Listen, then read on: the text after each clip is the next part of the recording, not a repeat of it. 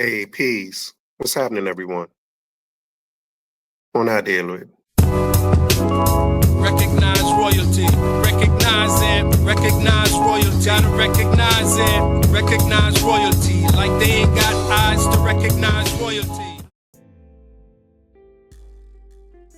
I asked ChatGPT to create a steelman argument for how immigrants built America. And it says, here's a steelman version of the argument, meaning the strongest, most charitable, and internally consistent case for how immigrants built America.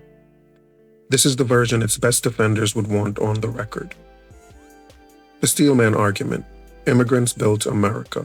Number 1, America was structurally designed to absorb immigrants. From its founding, the United States was not an ethno-nation, but a settler state with chronic labor shortages. Massive land, sparse population, and ambitious economic goals required continual inflows of people. Immigration wasn't incidental. It was a core input to the American project. And we should also remember that the people who started that project, the very people that started the American project, were themselves immigrants. These were European immigrants that started the American project. The American project, if you will, was started in the 18th century. And these were European immigrants that migrated here that started that project. So they weren't just an input into the project, they were the source of the project. It was their project. America is an immigrant project. The country's early growth model assumed population expansion, labor mobility, skills transfer, demographic replacement. Without immigrants, the U.S. would have resembled a stagnant frontier society rather than an industrial power. So if we believe that America is built on industry and on the Industrial Revolution, then we have to say that immigrants are an integral part of the American project. Without immigrants, there would be no expansion, there would be no labor mobility, skills transfer, and things of that nature.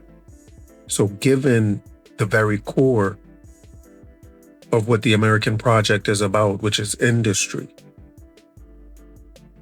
immigration is a central part of that. Number 2, immigrants supplied critical labor at every developmental stage. At each phase of American economic development, immigrants filled roles that were essential but undersupplied domestically. Agrarian expansion, clearing land, farming, canal digging. Industrialization, factories, steel, mining, railroads. Urbanization, construction, sanitation, transportation. And post-industrial economy, healthcare, tech, research, logistics. The argument isn't that immigrants worked instead of natives, but that entire sectors scaled only because immigrant labor existed at the right time and in sufficient volume. Entire sectors scaled only because immigrant labor existed at the right time and in sufficient volume. So these sectors would not have grown outside of immigration. The native population was not sufficient to provide the needed labor that was necessary for expansion. Number 3, immigration accelerated economic growth beyond what native birth rates could sustain. Even at peak fertility, native-born population growth alone could not support westward expansion, rapid industrialization, global military power, a continental infrastructure build-out. Immigration allowed America to compress centuries of development into decades, turning population growth into economic leverage. And there's no way that those immigrants that made what should have taken centuries to develop and turn that into decades, what should have taken centuries, they used decades. They made it possible to get done within decades. If those immigrants are not foundational, then I don't know what or who could be seen as foundational. If the development that should have taken centuries was turned into decades, how could these immigrants have not built America? 4. Immigrants were overrepresented in entrepreneurship and risk-taking. Immigrants, by definition, are a self-selected group, willing to uproot, tolerate risk, endure uncertainty, and rebuild from zero. This selection bias produces disproportionate entrepreneurial activity, including small businesses, manufacturing firms, trade networks, technological startups. The argument here is structural, not moral. People who migrate tend to build because survival requires it.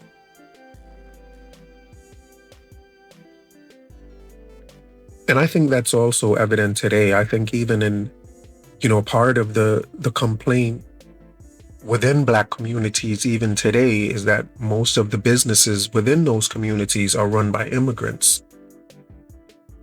And so that still seems to be a truth that's evident today.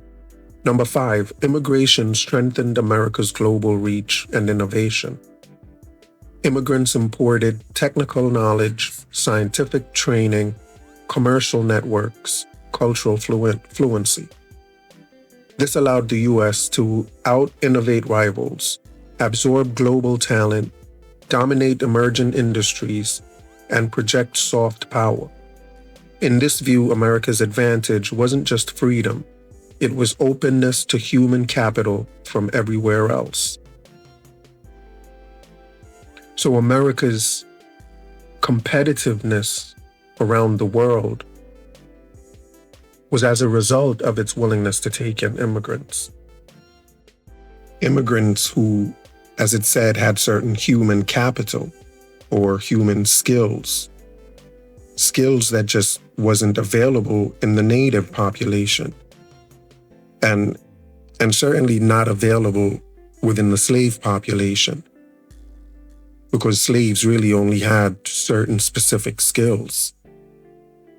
And the task of building America took far more skills and capital than what the native or slave population held. Number 6, America's identity is civic, not blood-based. The Steelman claim is that the United States is held together not by ancestry, but by constitutional principles, legal incorporation, and economic participation. Immigration reinforced this civic identity by forcing the nation to continuously reaffirm law, institutions, and shared rules, rather than ethnic homogeneity. The Constitution itself promotes civic nationality, or upholds civic nationality over ethnic nationality. And immigration is what civic nationality is about. There is no reason to have what's known as civic nationality without immigration. You uphold civic nationality because you uphold immigration. You support civic nationality because you support immigration. You value civic nationality because you value immigration. America is built around civic nationality and the idea of immigrants assimilating and being a part of the fabric of the nation. Number 7, immigrants didn't just fill jobs, they built institutions. Beyond labor, Immigrants helped create labor unions, mutual aid societies, churches and schools, professional associations, entire neighborhoods and cities. These institutions became permanent features of American society, not temporary contributions. And I believe that those things are comparable to the things that FBA claim to have built in America. They are at the very least comparable. It can be argued that they exceed what FBA brought to the table. Let's remember that slaves were illiterate, for the most part, illiterate up until emancipation in the 19th century. So, to have the skills to create labor unions, mutual aid societies, churches, schools, professional associations, that just would not be expected of slaves that didn't know how to read. The skills and human capital that immigrants brought with them can easily be said to far exceed the skills that FBA or those Native Americans had, because there's no way we would even expect slaves to have those skills. And to think that slaves could have built America without those skills is a little bit far-fetched. Number 8, the American state benefited disproportionately. From a state capacity perspective, immigrants expanded the tax base, filled armies and factories, stabilized demographic decline, supported social insurance systems. In this framing, immigration wasn't charity, it was statecraft. So the core Steelman thesis is that America did not merely accept immigrants, it relied on them as a growth engine. Immigration functioned as a continuous infusion of labor, talent, risk tolerance, and ambition that allowed the United States to scale faster, compete globally, and avoid demographic stagnation. The state benefited more from immigrants than immigrants benefited from the state. So even if the state intended for them to be just inputs, the output that these immigrants provided was worth more than the input, or was more than what the state put in for. And that absolutely makes immigrants foundational to America's growth. If we remember that the men that started the American project, they too were immigrants. If we keep that in mind, that the men that fought in the Revolutionary War, the white men for the most part, were themselves immigrants. If we remember those things, I think it'll be clear that those immigrants gave birth to America and absolutely built America.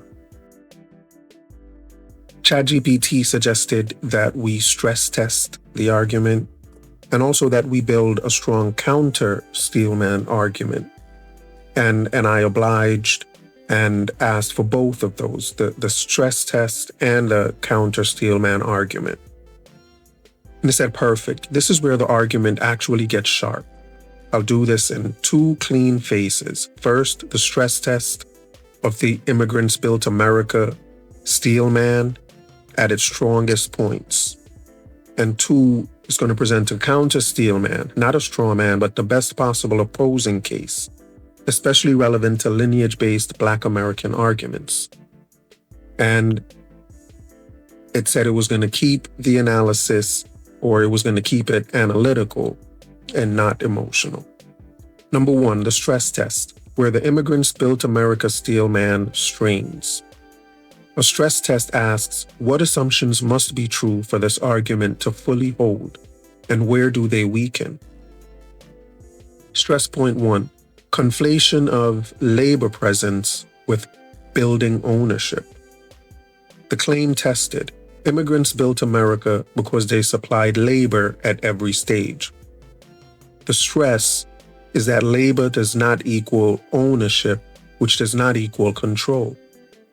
Many immigrants worked within systems already created. Infrastructure projects were financed by the state, organized by capital, and regulated by law. Workers often had no stake in the assets they built. The fault line. If building means physical contribution alone, the claim holds. If building means institutional authorship, rule setting, and ownership, the argument weakens. This matters because enslaved and subordinated labor can also be said to build without benefiting. And ChatGPT seems to be assuming here that immigrants just supplied the labor. Like the systems that they supplied the labor to, those systems were also run by immigrants. There were immigrants that worked for the state. When it said these systems were financed by the state was run by these same white people that themselves were immigrants, or at the very least descendants of immigrants.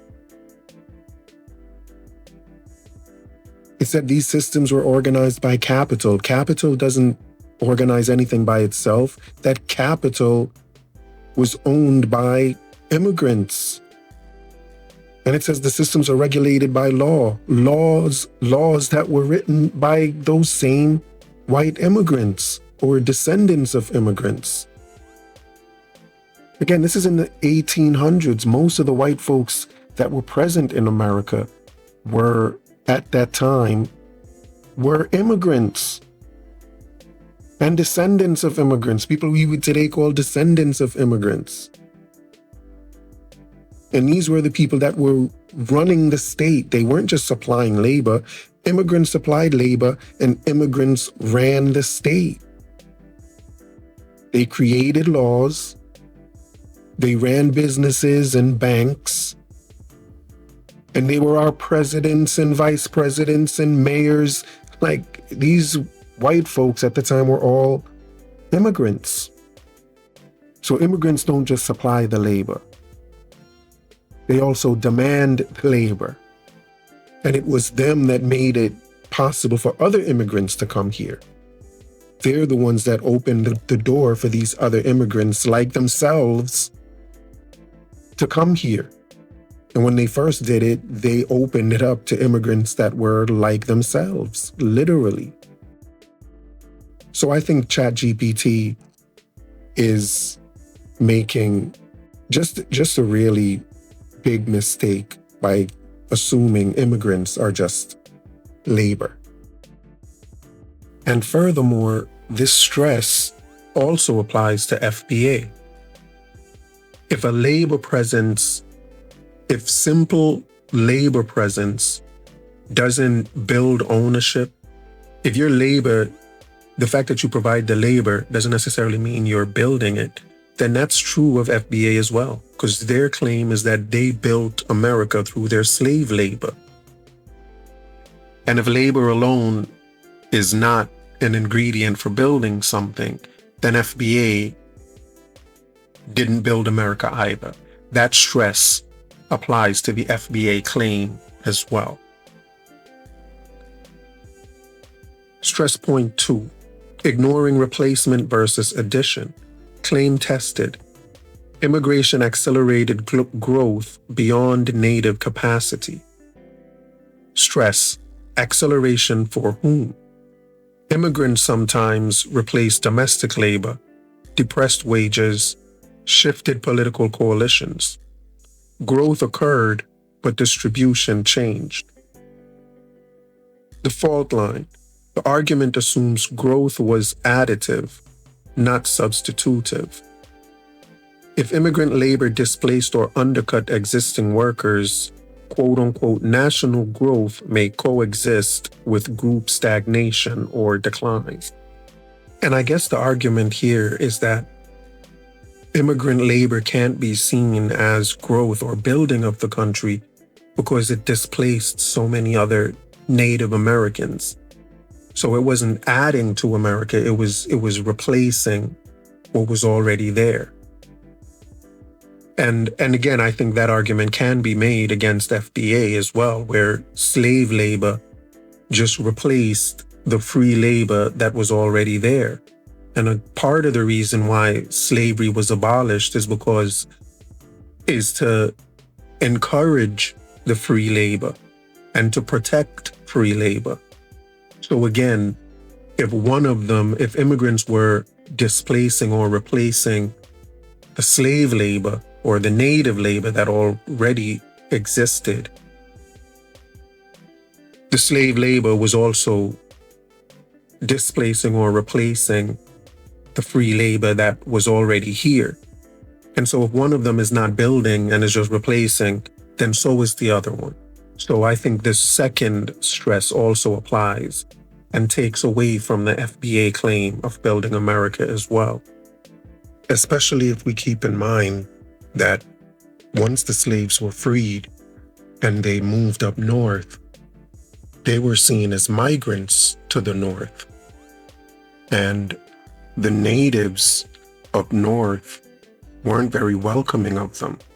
They pretty much saw them as people that were there to take their jobs or to displace them from their jobs.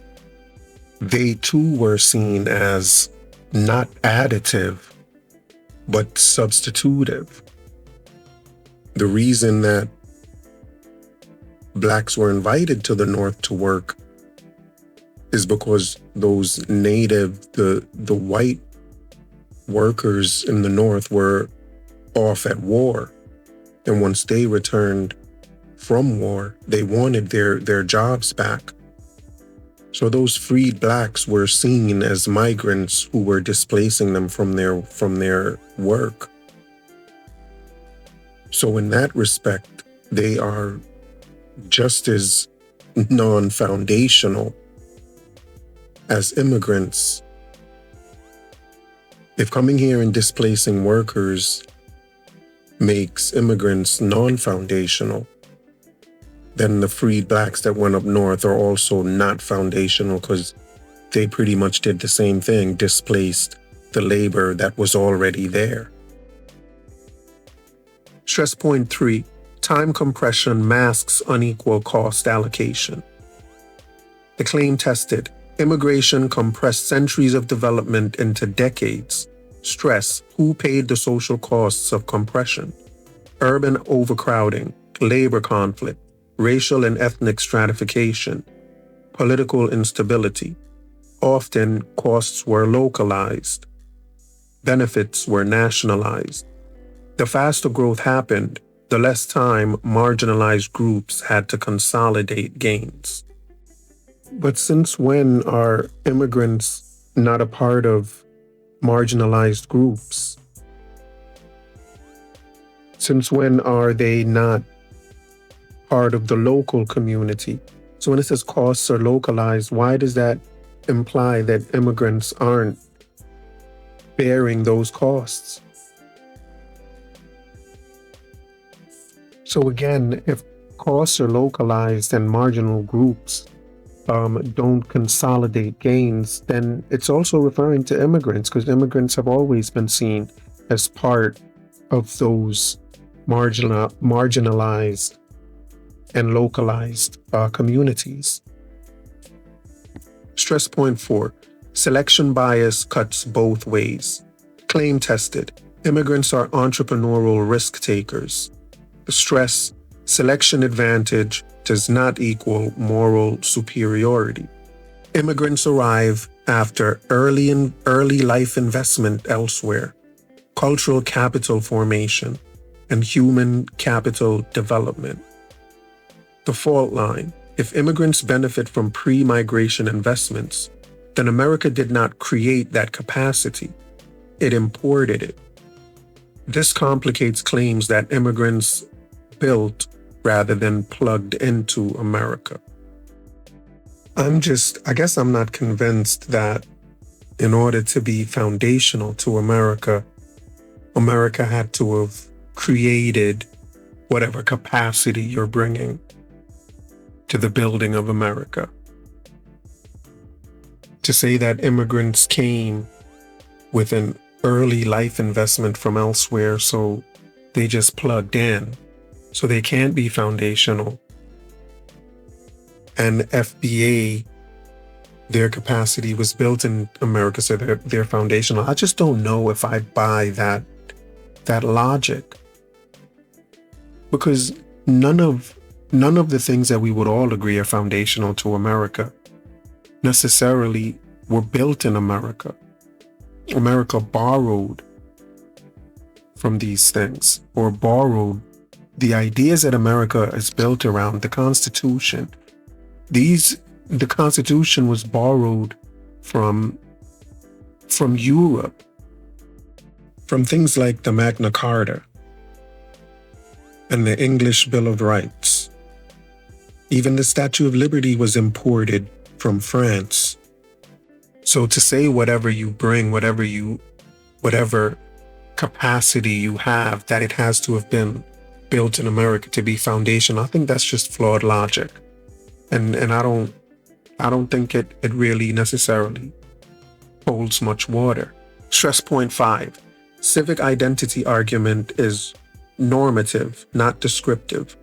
The claim tested. America is civic, not blood-based. The stress is that it's historically false in practice. Citizenship law, naturalization restrictions, racialized rights, exclusion acts, segregation regimes. Civic ideals existed, but were selectively applied. The argument relies on what America said it was, not how power actually operated. And I guess the only thing that I would say here is that the fact that America only took in immigrants from a certain part of Europe doesn't, in my estimation, mean that this is not a civic nationality, or that this is blood-based, or that they didn't take in immigrants at all. The people making these laws against certain types of immigrants were themselves immigrants or descendants of immigrants. And the fact that America over time opened up its immigration policies to be more inclusive rather than exclusive also points to the fact that in order to continue growing, America has to actually be more civic-minded in order to continue on the path of economic growth, industrial growth, and, growing in the way that America was intended to grow and continue to grow. So civic nationality must be a part of the American system if the American system is about growth. Stress point 6. Aggregation hides internal conflict. Claims tested, or the claim tested. Immigrants collectively strengthened America. Stress. Immigrants did not arrive as a unified class. Different groups competed. Some aligned upward with dominant groups. Others were racialized downward. Immigrants is not a single actor with shared interests. ChatGPT said immigrants collectively strengthened America. That was the claim it was testing. And the stress it provided was that immigrants did not arrive as a unified class. It says immigrants is not a single actor with shared interest. But I'm not so sure why that defeats the purpose or defeats the point that immigrants built America. I understand they may have had competing interests. At some points, one group's interests won over, and in other points, another group's interests may have won. But regardless, it was immigrant interests. And regardless of which one won over, It was those interests, it was immigrant interests that built the country. And I'm not sure why the fact that some of them aligned upwards and others were racialized downwards. I'm not sure why that proves that they didn't build America or that they're not foundational. Even if that is true, I think it's that competition between these groups. America's built on that competition. If they're a unified group, America's built on their unity. If they're in competition, America's built on their competition. But either way, America is built by those immigrants. Next, the counter steelman. The strongest case against immigrants built America. This is the best possible counter, not a reactionary one. The core counter thesis: America was built by a state, a legal system, and foundational populations. Immigrants were inputs, not authors. Immigrants would have to be seen as a part of that foundational population. That foundational population that it says is what would have built the nation. That foundational population, immigrants had to have been a part of that foundational population. Because there's no point in history where immigrants were not a part of the American population. No matter where you want to start America, there were immigrants there. And there were people that can be called immigrants there before the first slaves that came here. So if those slaves can be seen as foundational and not as inputs, if slaves that came here as not of their own will, who were forced to come here to work in the system, if they are not just inputs, how can immigrants be inputs when they come of their own will, pursuing their own dreams? How are they more inputs than slaves that were brought here not of their own will? That just doesn't make much sense to me. And again, the people that built the state, what ChatGPT is referring to the state, is also made up of immigrants. Immigrants are a part of that. The white folks that fought in the revolution were immigrants.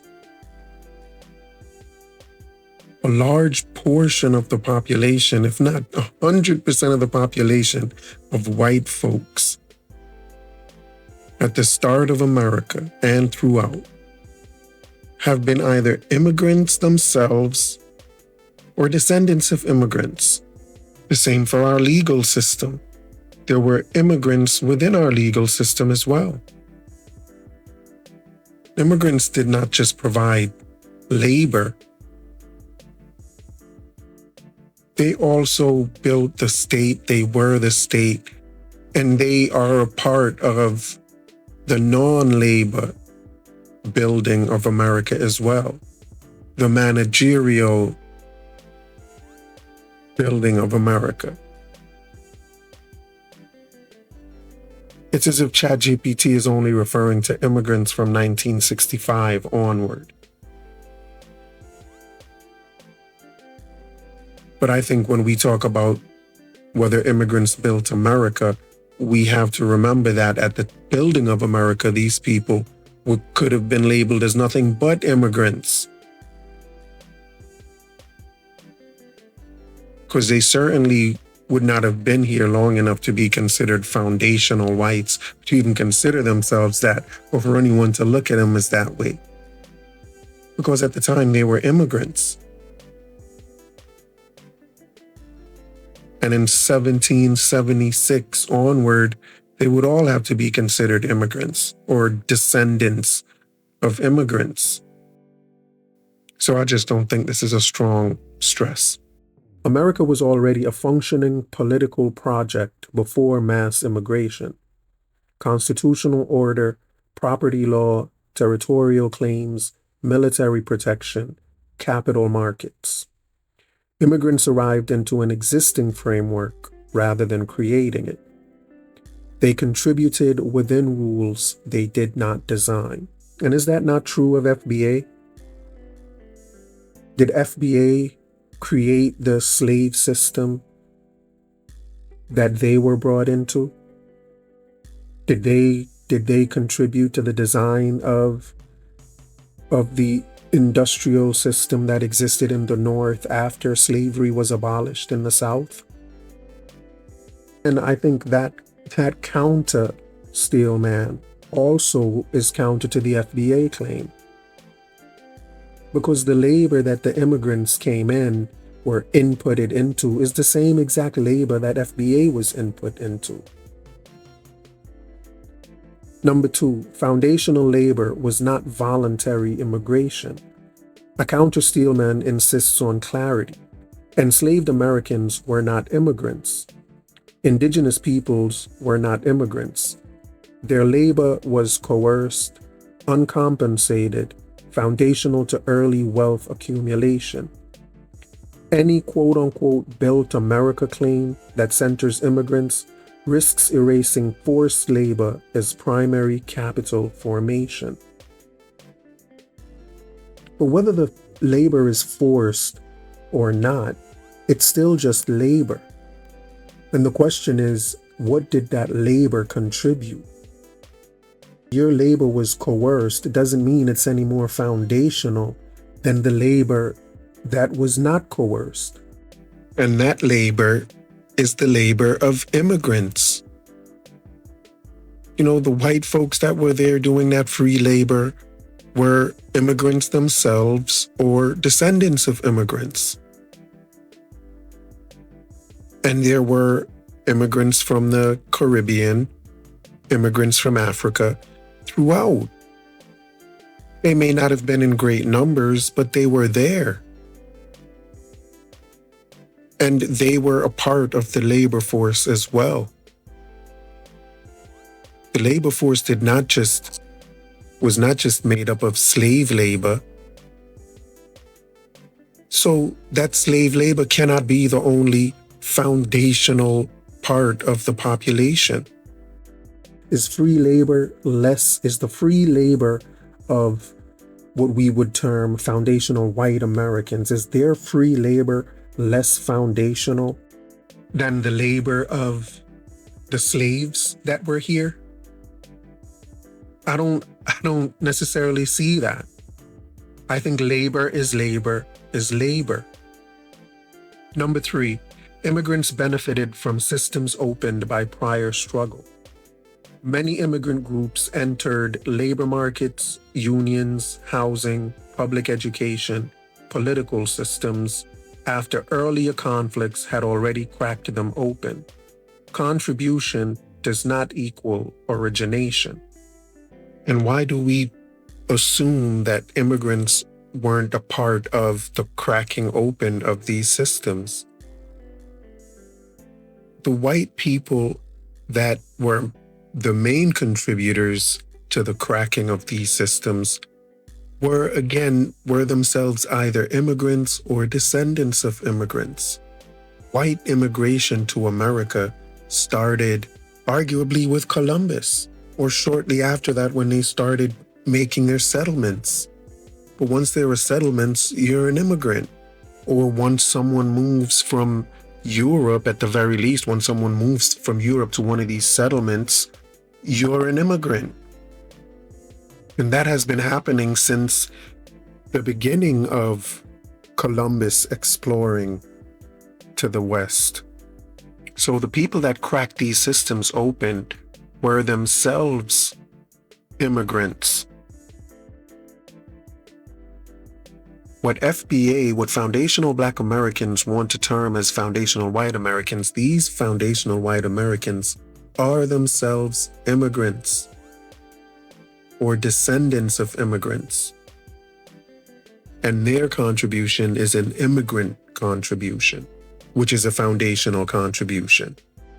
And again, that's also true of FBA. FBA also entered labor markets, unions, housing, public ed, and political systems that were open after slavery was ended, and opened not necessarily by them.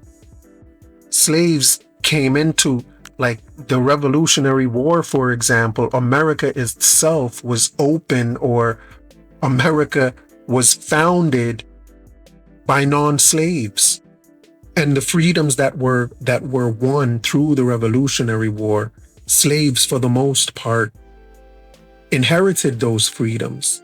They're not the ones that created them. And the industry that they came into in the North was not created by these slaves. Those slaves also inherited those industries, or left the South to move to the North to benefit from those industries that existed there before they were free.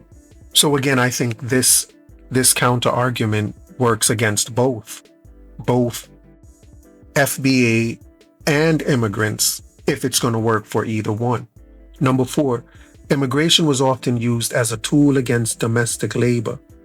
From a political economy perspective, immigration expanded labor supply, weakened bargaining power, undermined wage floors, and fractured worker solidarity. Immigration served capital interests as much as national ones. And again, that argument was made by free labor against slave labor. The argument was that slave labor undermined free labor, and that was a part of the reason why slavery was prevented from expanding in the North, was simply because it expanded the labor supply and it weakened bargaining power of these unions that represented free labor. So that argument, again, the same arguments that can be used against immigrant groups can also be used against FBA, who were slaves at the time, who also were seen as counter to the ideals of free labor or the free labor system. Number 5, national growth does not equal group justice. The counter-steelman rejects aggregate metrics: GDP growth, population size, industrial output. Instead, it asks who gained property, who accumulated intergenerational wealth, who shaped institutions. America grew does not mean Americans benefited equally. So it seems as if this steelman is admitting that immigrants were building America, but saying it wasn't building Americans. And I'm not sure why that's a counter to the fact that immigrants built America. You know, why would it ignore GDP growth and population size and industrial output? How can we ignore those in an argument stating that these people created the country? How can we ignore the overall impact on the nation and zoom in on impact on individuals if the argument is how it grew the country? So I just don't see how this is a strong counterclaim. Number 6, immigrant success does not prove immigrant centrality. Immigrant upward mobility may demonstrate favorable timing, better initial conditions, fewer legacy constraints, not that immigrants were the primary builders. Unless it does. Immigrant upward mobility may demonstrate that it's a favorable timing, but it doesn't have to be. It may then demonstrate that there were better initial conditions, but there doesn't necessarily have to have been. It may demonstrate fewer legacy constraints, but it doesn't necessarily have to. It could absolutely be that they are the primary builders. And the fact that there are immigrants today that are primary builders of many of the systems that we consider to be American systems today, then it's very likely that immigrants then were also primary builders. And their upward mobility doesn't have to be because of favorable timing. It doesn't have to be because of better initial conditions or fewer legacy constraints. It doesn't have to be those things. It could be that they built them from scratch, that they were the primary builders of these systems. Because again, we see that being evident today. Number 7, the phrase "immigrants built America" is rhetorical, not analytical. The counter-Steelman argues the phrase functions as moral framing, political messaging, legitimacy signaling, rather than precise historical accounting. It compresses centuries of unequal development into a slogan. FBA built America is also rhetorical. It also is a moral framing, a political messaging, and legitimacy signaling. FBA built America is all of those things as well. And given that the main core of that argument is their slave labor, and we've already read that slave labor alone does not equal authorship, then this also is just rhetorical and legitimacy signaling as much as the immigrant built America argument. If one is legitimacy signaling, so is the other, because both sides provide that same labor. Number 3, synthesis, where the truth likely lies. A balanced conclusion neither side loves. Immigrants contributed materially. Foundational populations paid the highest cost. The state and capital directed outcomes. Growth was real. Distribution was unequal. Credit is contested because ownership was unequal. So where the truth likely lies for me is that all of us built America. All of us contributed materially. All of us paid a high cost, regardless of who paid a higher cost than whom. We all paid a high cost. The state and capital directed outcomes.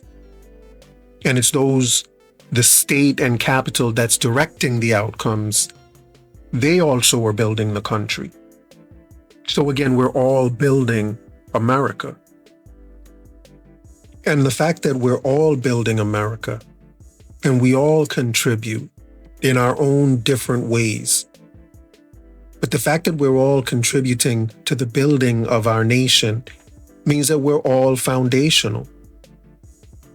And not just the ones of us that lived at the inception of the country, but even the ones today, us today, we're all building America today. America is a work in progress, and America continues to expand. If not in land base, in ideals and ideas, America is still expanding. And because America is still expanding, and because America is still growing, we are all building and we are all foundational to America. Anyway, that's about all I have for this episode. Hope you liked the show. If you liked the show, like the video. If you didn't like the video, please leave a comment. Tell us why you didn't like the video. And either way, subscribe to the channel for more videos and hit that notification bell so that you know when we drop something new. Again, thanks for coming in, and you done know. We're going to catch you on the next one. Peace.